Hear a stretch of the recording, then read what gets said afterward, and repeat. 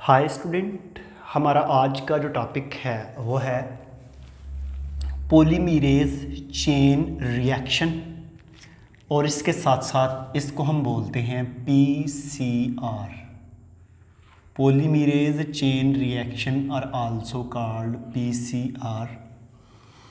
Student, जब भी आप इसको देखते हैं ना, पॉलीमरेज चेन रिएक्शंस को, तो मैं बार बार आपको एक चीज़ डिस्कस कर रहा हूँ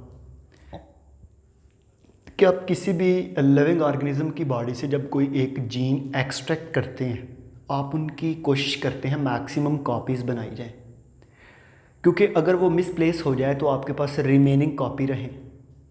तो एक मैंने पहला मेथड आपको बताया था कि पीसीआर, दूसरा मैंने बताया था कौन सा, वो जो हमारे पास डीएनए एक्सट्रैक्शन, और उसके बाद हम वेक्टर के ज़रिए एंटर करते थे recombinant technology, recombinant DNA technology दूसरा मेथड था। तो मैंने रिकॉम्बिनेंट डीएनए टेक्नोलॉजी के आपके पास 4 डिफरेंट स्टेप्स बताए थे। पहला how get to a gene, दूसरा मोलेकुलर सीजर, उसके बाद वेक्टर, उसके बाद जीन एक्सप्रेशन। लेकिन एक मेथड का मैंने नेम बताया था कि पीसीआर एक मेथड मैं पढ़ाऊंगा आपको, जिसमें हम देखेंगे जीन की कॉपीज़ बनानी है। आज स्टूडेंट हम उस मेथड पे पहुंच चुके हैं कि हम जीन की कॉपी कैसे बनाते हैं। ओके, असल में बात इस तरह है कि अगर आप एक सेल की बात करें, ये हमारे पास एक सेल है। जब भी आप इस सेल को देखते हैं ना, इस सेल के सेंटर में है जी न्यूक्लियस, और इस न्यूक्लियस के अंदर होता है डीएनए।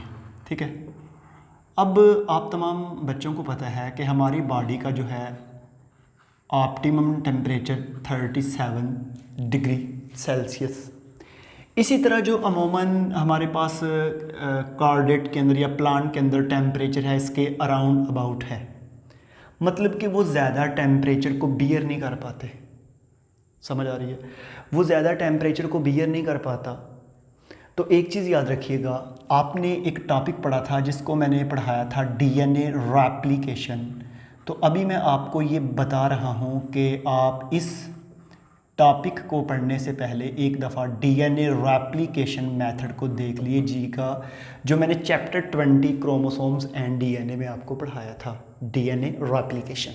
अच्छा student, DNA basically double strand है, ये डबल स्ट्रैंड है।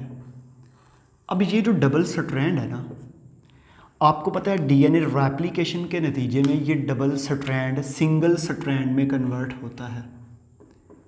ये जो डबल स्ट्रैंड है ना, ये कन्वर्ट हो जाता है सिंगल स्ट्रैंड में, और सिंगल स्ट्रैंड में कन्वर्ट होने के बाद फिर इसके ऊपर नया स्ट्रैंड बनता है, जिसको हमने बोला था कौन सा मॉडल, सेमी कंजर्वेटिव मॉडल या सेमी कंजर्वेटिव मॉडल इसको कहते हैं। ठीक है, अब एक चीज़ याद रखिएगा, लैब के अंदर ना हमारे पास डीएनए को, 2 डीएनए स्ट्रैंड को अलहदा करने के लिए 94 डिग्री टेम्परेचर मिनिमम चाहिए। तो साइंटिस्ट इसको अगर आर्टिफिशियल डीएनए की कॉपी बनाने की कोशिश करते तो 94 पे कोई इंजाइम जो है वो इतने टेम्परेचर को बियर नहीं कर पाता था, क्योंकि आपकी बॉडी का टेम्परेचर 37 है। आपकी बॉडी के अंदर जो डीएनए पॉलीमरेज है, अगर उसको निकाल के हम इस डीएनए के साथ मिक्स करके लैब में कोशिश करें तो डीएनए स्ट्रैंड को अलहदा करने के लिए कितना टेम्परेचर चाहिए, 94। जब 94 करेंगे तो वो इंजाइम डेड हो जाएगा। इसलिए ये प्रॉब्लम रहती थी। कब तक? 1983 तक। स्टूडेंट, साइंटिस्ट बहुत ही प्यारा कैरिबी मोलाइस 1983 में अमेरिका से बिलोंग करता है। इसके बारे में जो मेरे पास नॉलेज है वो ये है कि ये साइकिलिंग कर रहा था, वैसे बाहर गया, ये दूर क्या देखता है कि गर्म पानी का एक चश्मा है, वहाँ से भाप निकल रही है।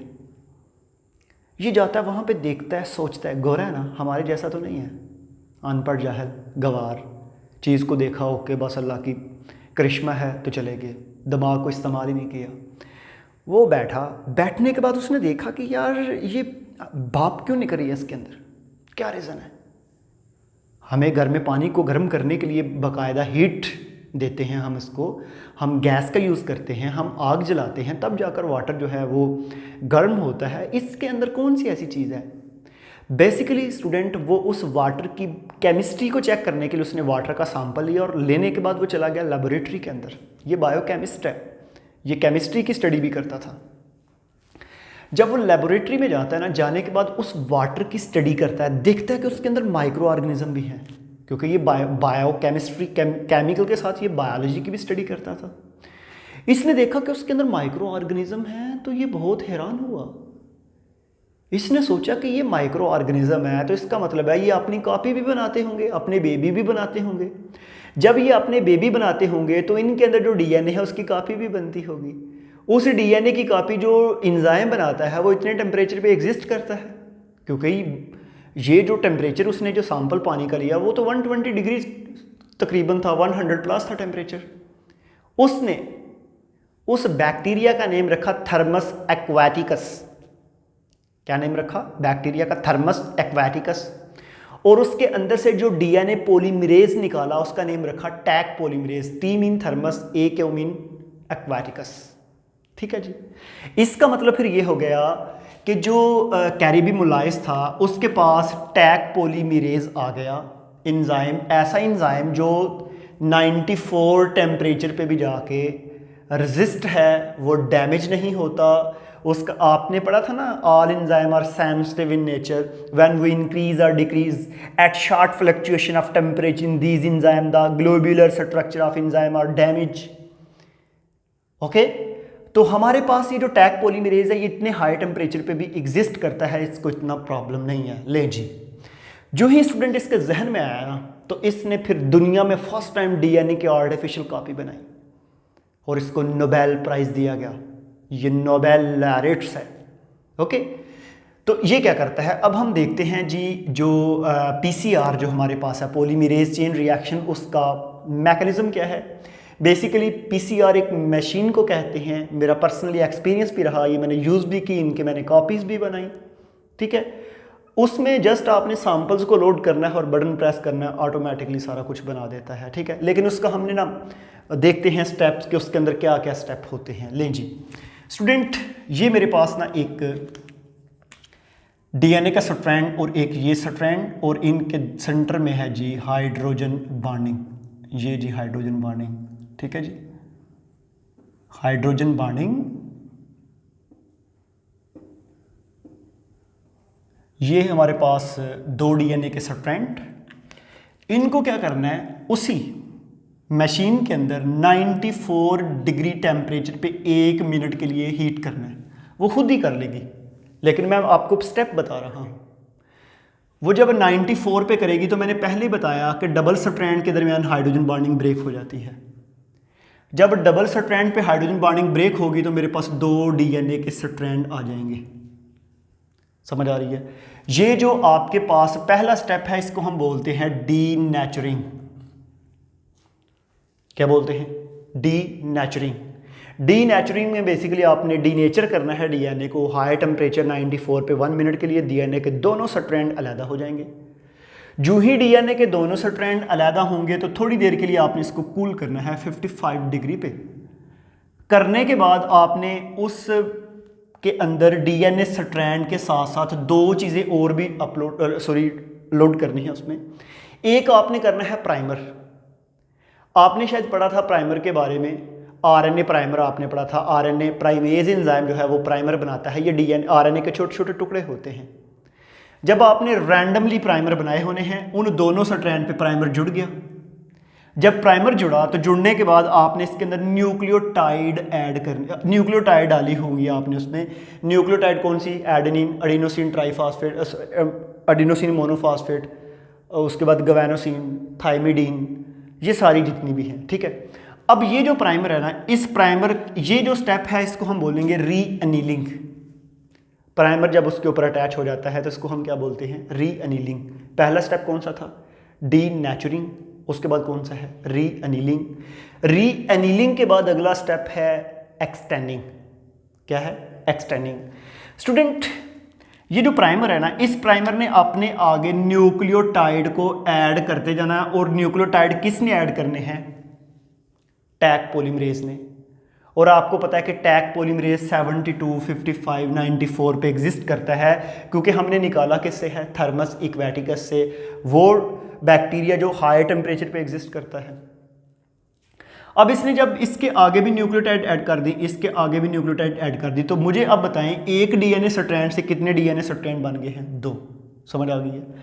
2 के बाद दोबारा यही 2 स्ट्रैंड फिर इस स्टेप पे फिर 94 पे हीट होंगे, इससे कितने सिंगल बनेंगे? 4। उन चारों के फिर ये स्टेप होंगे तो फिर 4 डबल स्ट्रैंड बन जाएंगे, 4 डबल स्ट्रैंड फिर ऊपर जाएंगे 94 पे, फिर हीट होगा, फिर कितने? 8। इस तरह हमारे पास ये साइकिल रिपीट होता है और इसके 3 स्टेप हैं, हर स्टेप पे टेम्परेचर चेंज है, इसलिए हम इसको क्या बोलते हैं? थर्मोसाइक्लर।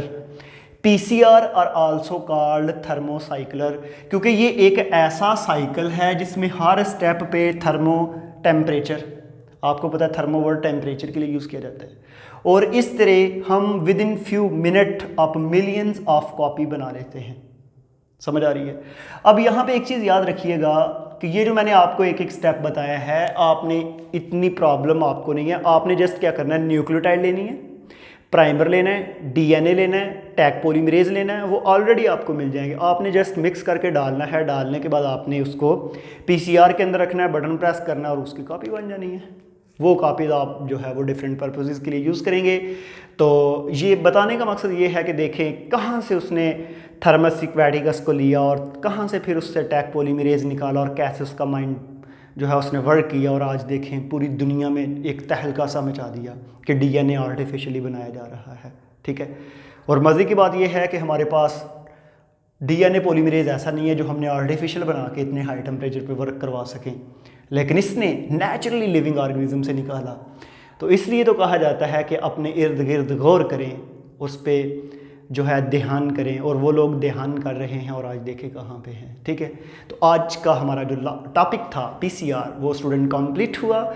मिलेंगे हम नेक्स्ट वीडियो में, आज के लिए थैंक यू।